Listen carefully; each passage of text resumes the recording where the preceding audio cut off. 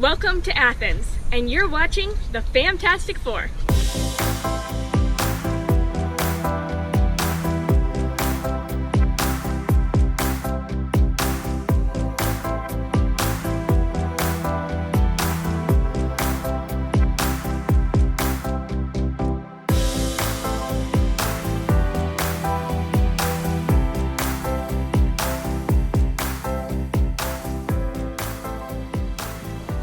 So hey everybody, we are sitting here at the Acropolis in Athens, Greece, and it is like beyond us that we are actually allowed to sit here in the Theater of Dionysius, which is approximately 2,500 years old.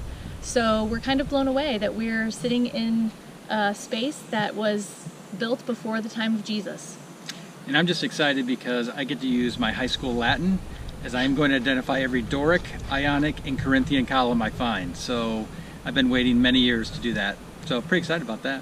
He has. It's been ridiculous. And he points them out everywhere. Look, is it Doric? Is it Ionic? Is it Corinthian? Which is it? Not iconic. Ionic. But they also are They're iconic. all iconic. Knew that was coming. So anyway, we're excited to explore the Acropolis, so come join us.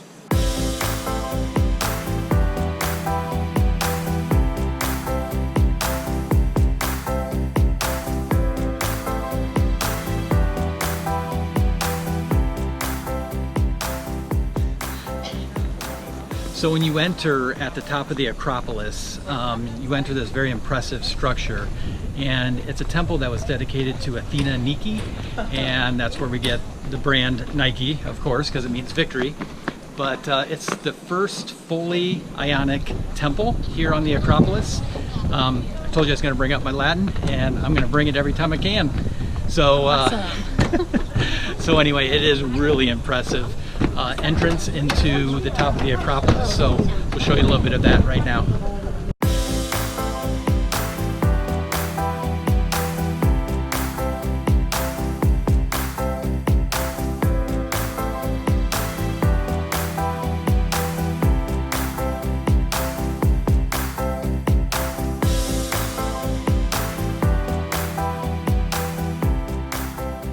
So when you get to the top of the Acropolis, of course, this is the granddaddy that everyone comes and looks for. It's the Parthenon.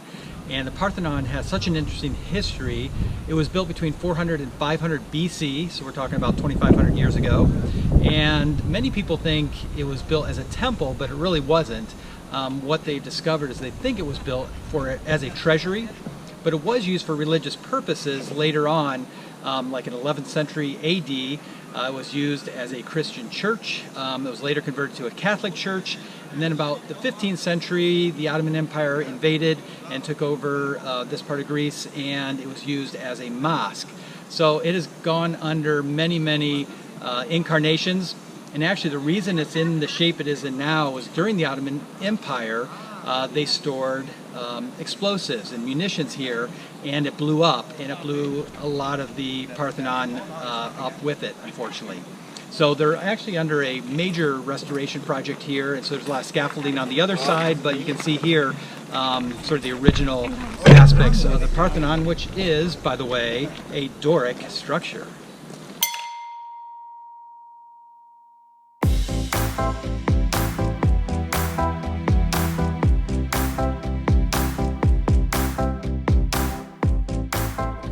So behind me is the Odeon of Herodes Atticus, and it's basically a huge amphitheater holding about 4,680 people, and it was built in 161 AD in memory of Herodes' wife.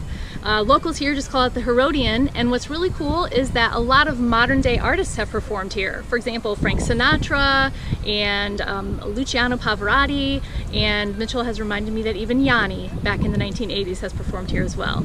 So it'd be an epic place to both perform and see a performance. Just take a look.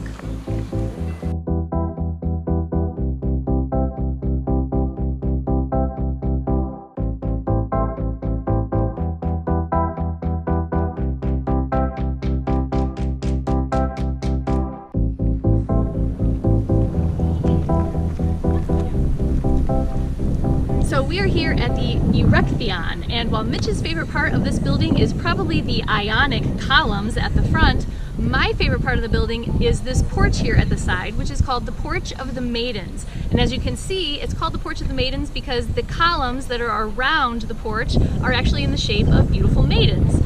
Interestingly, this area also marks where one of the Athenian tombs of one of the kings was housed. So I find that very interesting.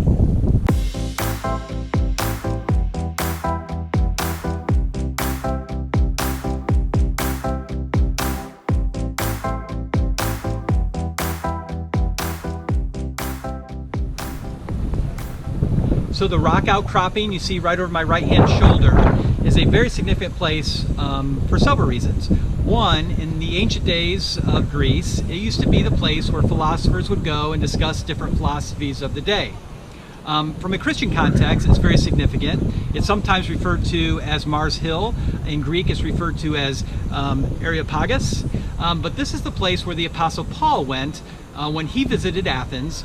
And when he walked through Athens, he saw many temples to many gods, including a temple to the unknown god. And he came to Areopagus and discussed who he thought the unknown god was. And he made sort of the first apologetical case for the Christian faith right there, right behind me, which is pretty cool.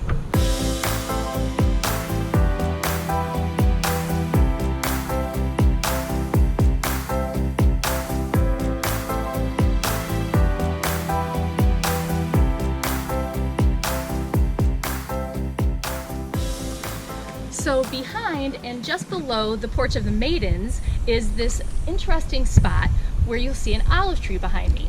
This is said to be the spot where Athena and Poseidon argued over who would be the patron of Athens.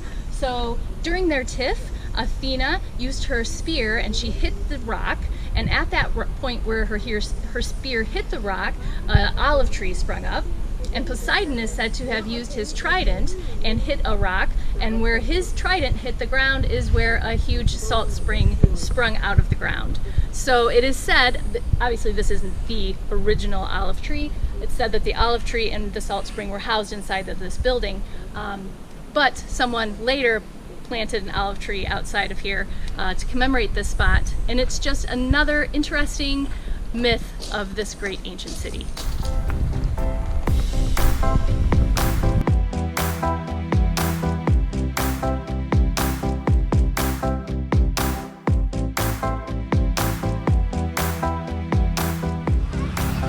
Hey guys, hope you enjoyed the video today of the Acropolis and some of the surrounding sites. If you did, give us a thumbs up, and we have a lot more videos, so if you'd like, hit the subscribe button. And we'd love to hear from you, so feel free to leave some comments down below. Ciao. That's Italian. I've heard Greeks say it too. Greeks totally say ciao. They also say cheers. No. Yes. No. Yes. They might say cheers, but You know what I've they never don't heard say? What? Interesting. It's interesting. We use that word way too much, and we decided that we need a new adjective. We need an interesting count meter every time we say it. Ding, ding, ding. Although you never hear anything else because it'd just be interesting. That's right. Anyway, thanks for watching. See ya. Bye.